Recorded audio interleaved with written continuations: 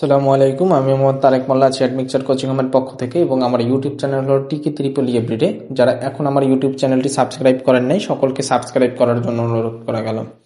তো আজকে আমি হাজির হয়েছি মূলত যে একটা বাসা বাড়িতে কত বিল উঠতে পারে আপনি চাইলে এখানে বসে ক্যালকুলেশন করতে পারবেন যে আসলে একটা বাসা বাড়িতে কত বিল উঠতে পারে। এই যে বিদ্যুৎ বিল নির্ণয়ের একটা ম্যাথ আছে, আমার সাবজেক্ট হলো আজকে বেসিক ইলেকট্রিসিটির ষষ্ঠ অধ্যায় বিদ্যুৎ বিল নির্ণয়ের একটা মানে ম্যাথ আছে। এখন এই ম্যাথটা আপনি যে পরীক্ষায় দেন না কেন ওই পরীক্ষায় এইখান থেকে ষষ্ঠ অধ্যায় থেকে একটা ম্যাথ 100% থাকবে। এটা কিন্তু যদি কিন্তু নয়, আপনি 100% 8 মার্কের একটা ম্যাথ পাবেন এবং এই অধ্যায়ের ম্যাথ খুবই ইজি হয়। যারা বাসা বাড়ির বিদ্যুৎ বিল ক্যালকুলেশন করতে চান তাদের জন্য কিন্তু এই ভিডিওটা অবশ্যই গুরুত্বপূর্ণ। তারা চাইলে বাসা বাড়িতে কত বিল উঠতে পারে সেটা আপনি নির্ণয় করতে পারবেন, মানে আনুমানিক একটা ক্যালকুলেশন করতে পারবেন। হয়তো আপনি ক্যালকুলেশন করে বের করলেন যে 1000 টাকা উঠবে, সেখানে হয়তো 900 টাকা উঠতে পারে অথবা 1100 টাকা উঠতে পারে, কিন্তু আহামরি যে খুব বেশি বড় একটা ডিফারেন্স হবে এমন না কিন্তু। তো আপনি চাইলে একটা আনুমানিক ক্যালকুলেশন করতে পারেন। কেমনে? আপনি একটা বাসা বাড়িতে কি করলেন, একটা লাইট আনলেন। এখন ওই লাইটের গায়ে লেখা থাকবে কি যে লাইটটা কত ওয়াটের, বাল্বটা কত ওয়াটের সেটাই তো লেখা থাকবে নাকি। এখন এই ওয়াটকে আপনার নিতে হবে কিলো ওয়াট আওয়ারে, মানে বাতিটা কতক্ষণ চালাইতেছেন ওইটা দ্বারা গুণ করতে হবে। একটা বাতি আপনি কতক্ষণ চালাচ্ছেন বাসায়, এটা একটা আনুমানিক আপনার কাছে হিসাব আছে না। একটা ফ্যান আপনি কতক্ষণ চালাচ্ছেন, এটা একটা আনুমানিক হিসাব আছে না।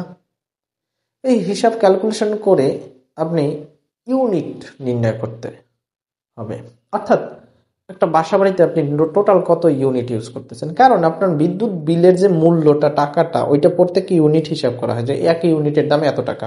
তো আপনি ইউনিটে কিভাবে কনভার্ট করবেন সেই বেসিকটাই আজকে আমি দিব।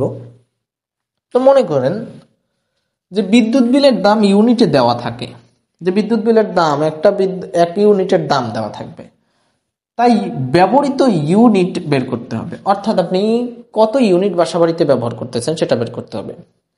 ইউনিট হলো kilowatt hour, kilowatt hour unit মানে কি, কিলোওয়াট আওয়ার। এখন এক ইউনিট মানেই হলো কিলোওয়াট আওয়ার। এখন আপনার বাসা বাড়িতে যে লোডগুলো ইউজ করেন বা ব্যবহার করেন সেটা কিন্তু শুধুমাত্র ওয়াটে দেওয়া থাকে, এই ওয়াট থেকে আপনার কিলোওয়াট আওয়ারে নিতে হবে। এখন বুঝেন, ওয়াট থেকে কিলোওয়াট আওয়ারে নিতে হলে যে ওয়াট থাকবে ওই ওয়াটের সাথে যেই বাতিটা আপনি ব্যবহার করতেছেন ওই ওয়াটের সাথে আপনি বাতিটা কয় ঘন্টা ব্যবহার করতেছেন ওই ঘন্টা গুণ দিতে হবে। তাহলে কিন্তু আপনার জিনিসটা ওয়াট এবং আওয়ার গুণ হয়ে গেল, অর্থাৎ ওয়াট এবং ঘন্টা গুণ করলে ওয়াট আওয়ার পাওয়া যায়। এখন কোন জিনিসের যদি বা কোনো ম্যাথমেটিক্যাল টার্মকে যদি আপনি কিলোতে নিতে চান, কিলোতে নিতে চাইলে আপনি কি করেন, ওই জিনিসটার যদি আপনি 1000 দ্বারা ভাগ করেন তাহলে কিন্তু কিলোতে চলে যাবে।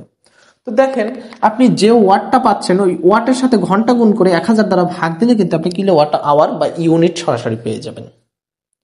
এখন ওয়াট দেওয়া থাকলে তো কোনো ঝামেলা নাই, বুঝলাম। ওয়াট দেওয়া থাকলে এটার সাথে ঘন্টা গুণ করে 1000 দ্বারা ভাগ দিবে, তাইলে কিলোওয়াট আওয়ারে চলে যাবে বা ইউনিটে চলে যাবে। কিন্তু কখনো লোডের ওয়াট দেওয়া থাকে না, মানে আপনি যে ম্যাথ সলিউশন করবেন এই ম্যাথের ক্ষেত্রে অনেক সময় ওয়াট দেওয়া থাকবে না। ও এইটা যদি আমি আরেকটু ব্যাপকভাবে বোঝাইতে চাই, মনে করেন যে 15 ওয়াটের একটা বাতি দৈনিক মনে করেন 10 ঘন্টা চলে, তাহলে একদিনে আপনি এই 15 ওয়াটের 10টা বাতি, একটা বাতি যদি আপনি 10 ঘন্টা চালান তাহলে কত ইউনিট উঠবে সেটা আপনি ক্যালকুলেশন করতে পারবেন। এই যে দেখেন ওয়াট মানে কি 15, ঘন্টা কয় ঘন্টা চলছে 10 ঘন্টা, এইটার আপনি কি করবেন 1000 দ্বারা ভাগ দিবেন, তাহলে আপনি 150 ভাগ হইল 1000, তাহলে অলমোস্ট আপনি পাচ্ছেন 0.15 ইউনিট। মনে থাকবে, ওয়াটেরে আপনি ঘন্টা দিয়ে গুণ দিবেন, ভাগ দিবেন 1000 দ্বারা, তার মানে আপনি কিলোওয়াট আওয়ার বা ইউনিট পেয়ে যাবেন। আচ্ছা, যদি ওয়াট দেওয়া না থাকে ওয়াট না দেওয়া থাকলেই আপনার ওয়াটে নির্ণয় করে নিতে হবে। ওয়াটে কিভাবে নির্ণয় করবেন? ওয়াটে নির্ণয় করার সিস্টেম হলো, ওয়াট মানেই হলো পাওয়ারের একক। এখানে লিখে দিছি যে কখনো লোড ওয়াটে দেওয়া থাকবে না। তাহলে লোড যদি ওয়াটে দেওয়া না থাকে, তাইলে লোডের কারেন্টের মান অথবা রেজিস্ট্যান্সের মান দেওয়া থাকবে, যে এই লোডের ভিতর থেকে এত কারেন্ট প্রবাহিত হয়, বা এই লোডটা এত ওহম রেজিস্ট্যান্স বিশিষ্ট। তাহলে আপনার কি দেওয়া থাকবে? কারেন্ট না দেওয়া থাকলে, বুঝছেন ব্যাপারটা, ওয়াটের মান না দেওয়া থাকলে কারেন্ট তাইলে রেজিস্ট্যান্স দুইটার একটা দেওয়াই থাকবে, বুঝছেন? তো কারেন্ট এবং রেজিস্ট্যান্স যদি দেওয়া থাকে, তো সেক্ষেত্রে ওয়াট হলো কিসের একক? ওয়াট কিন্তু পাওয়ারের একক। অর্থাৎ আপনার পাওয়ার নির্ণয় করে নিতে হবে। যদি আপনার ওয়াটে না দেওয়া থাকে, ওয়াটে না দেওয়া থাকলে তাই আপনার পাওয়ার নির্ণয় করে নিতে হবে। এখন পাওয়ার নির্ণয় করবেন কেমনে? পাওয়ার নির্ণয়ের ফর্মুলা তিনটি। একটা হলো VI, I² আর V² ডিভাইডেড বাই আর। এখন আপনি বলা হইল যে কারেন্টের মান দেওয়া আছে, ওয়াট না দিয়ে কারেন্টের মান দেওয়া আছে, অর্থাৎ আই এর মান দেওয়া আছে। আই এর মান দেওয়া থাকলে আপনার সবসময় মনে রাখবেন যে আপনার এই ম্যাথের ক্ষেত্রে ভোল্টেজ দেওয়া থাকবে। যদি ভোল্টেজ দেওয়া না থাকে, তাহলে বাসাবাড়িতে স্ট্যান্ডার্ড মান 220 ভোল্ট মনে রাখবেন। যে বাসাবাড়ির ভোল্টেজ দেওয়া না থাকলে ভোল্টেজ সবসময় কনস্ট্যান্টলি 220 ভোল্ট থাকবে। আর যদি ভোল্টেজ দেওয়া থাকে তাহলে তো আছেই, না থাকলেই 220। তাহলে আপনি কিন্তু বুঝলেন যে এই ম্যাথ আসছে মানে আপনি ভোল্টেজের মান জানেন। ক্লিয়ার? ভোল্টেজের মান জানেন। এখন যদি আপনার কারেন্টের মান দিয়ে দেয়, তাহলে আপনি পাওয়ার নির্ণয় করবেন কেমনে? ভোল্টেজের মান জানেন, কারেন্টের মান, তাহলে VI দিয়ে আপনি পাওয়ারটা নির্ণয় করে ফেলেন। সমস্যা আছে? কোনো সমস্যা নেই। তাহলে আপনি কারেন্টের মান দেওয়া থাকলে VI দিয়ে কিন্তু আপনি পাওয়ার নির্ণয় করে নিতে পারবেন। অর্থাৎ কোনো লোড ওয়াটে না দেওয়া থাকলে, যদি কারেন্টের মান দেওয়া থাকে, তাহলে আপনি কি করবেন? ভোল্টেজ এবং কারেন্টের গুণ করে দিবেন। এখন এইখানেও কিন্তু যদি রেজিস্ট্যান্সের মান দেওয়া থাকে, তাহলে কারেন্ট নাইলে রেজিস্ট্যান্সের মান দেওয়া থাকবে। রেজিস্ট্যান্সের মান দেওয়া থাকলে কি নির্ণয়ের ফর্মুলা কি? V² ডিভাইডেড বাই আর। ভোল্টেজের মান কি? 220 ভোল্ট, আপনি কনস্ট্যান্টলি জানেন। আর দেওয়া থাকলে যেই যে থাকবে ওইটাই দিবেন। তাহলে V² বাই আর দিয়ে আপনি কি পাওয়ারটা নির্ণয় করে নিতে পারবেন। তো এই পাওয়ার নির্ণয় করা আর লোডটা ওয়াটে নিয়ে যাওয়া একই কথা। ক্লিয়ার? তাহলে ওই ওয়াটের সাথে আপনি কি করবেন? ঘন্টা গুণ দিবেন, 1000 দ্বারা ভাগ দিবেন। এখানে আর কি আছে? যদি এখন এই যে কারেন্ট, রেজিস্ট্যান্স অথবা পাওয়ার, ওয়াট, কারেন্ট, রেজিস্ট্যান্স, ওয়াট, এগুলাও যদি লোডের না দেওয়া থাকে, লোডটা যদি দেওয়া থাকে HP তে, HPর ফুল মিনিং হলো হর্স পাওয়ার বা অর্শ শক্তি দেওয়া থাকলে। অর্শ শক্তি হলো ইংরেজি, অর্শ শক্তির ইংরেজি হলো হর্স পাওয়ার। সরি, অর্শ শক্তির ইংরেজি হলো হর্স পাওয়ার। তাহলে হর্স পাওয়ার দেওয়া থাকলে হর্স পাওয়ারের স্থানে, যেই স্থানে দেওয়া থাকবে হর্স পাওয়ার, মনে করেন দেওয়া আছে 2HP, তাহলে আপনার কি করতে হবে? এইটারে যদি হর্স পাওয়ার থেকে ওয়াটে নিতে হলে 2 এর সাথে HP যে স্থানটাতে থাকবে ওই স্থানটাতে 746 গুণ দিতে হবে। বুঝছি? তাহলে যদি HP বা হর্স পাওয়ার বা অর্শ শক্তি দেওয়া থাকলে HP এর স্থানে 746 দ্বারা গুণ করতে হবে। 1 HP = 746 ওয়াট। অর্থাৎ হর্স পাওয়ার থেকে যদি আপনি ওয়াটে নিতে চান, তাহলে 746 দ্বারা গুণ করতে হবে। কখনো সার্ভিস কেবলের মধ্য দিয়ে প্রবাহিত কারেন্টের মান বের করতে বলতে পারে।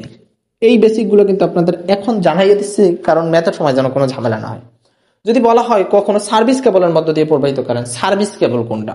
মনে করেন এই হলো আপনার একটা বাসা, বাসার এইখানে মিটার আছে, আর এই হইলো মনে করেন আপনার ওই যে পোল, কাঠের পোল বা যেইখানে তারটা থাকে, ওই তার থেকে এই মিটার একটা কারেন্ট, একটা তার আসে না বা কেবল আসে না। এই যে এই খাম্বা থেকে একটা কেবল কিন্তু আপনার কোথায় যাচ্ছে? ঘরের মিটারে যাচ্ছে।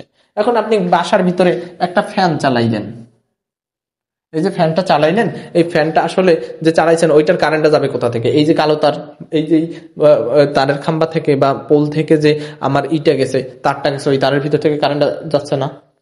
আরেকটা আপনি এখানে একটা টিউবলাইট জ্বালাইলেন, এখন টিউবলাইট জ্বালাইলেন, ওই কারেন্টটা যাবে কোথায়? এটার ভিতর থেকে যাইতে হবে না? মিটার ছাড়া কি কোনো যেখান থেকে কারেন্ট আসবে? ভোল্টেজ সাপ্লাইটি আপনি কোথা থেকে নিচ্ছেন? ওই যে পোল থেকেই তো নিচ্ছেন নাকি? আবার মনে করেন এইখানে একটা ফ্রিজ চালাই দিলেন, তাহলে এই যে ফ্রিজটা চালাইতেছেন, সকল কারেন্ট, অর্থাৎ আপনি একটা বাসা বাড়িতে যে লোডই চালান না কেন, সকল কারেন্ট আপনার এই সার্ভিস কেবলের ভিতর থেকেই প্রবাহিত হবে। এবং সার্ভিস কেবলের কারেন্ট নির্ণয় করার ফর্মুলা কি? আপনি ফ্রিজ চালাইতেছেন, ফ্যান চালাইতেছেন, লাইট জ্বালাইতেছেন, তাহলে আপনি দেখবেন যে আসলে কত ওয়াট আপনি ইউজ করতেছেন বাসায়। ওয়াট মানে কি? পাওয়ার। আপনি পাওয়ারটাকে বের করেন, টোটাল পাওয়ার বের করেন, যে বাসা বাড়িতে কত পাওয়ার বের করতেছি। তাহলে টোটাল পাওয়ার যদি বের করতে পারেন, পাওয়ার নির্ণয়ের ফর্মুলা কি? VI। এখন ভোল্টেজের মান তো আপনি জানেন ম্যাথের জন্য 220 দেওয়া থাকলে তো আছে, না থাকলেই 220।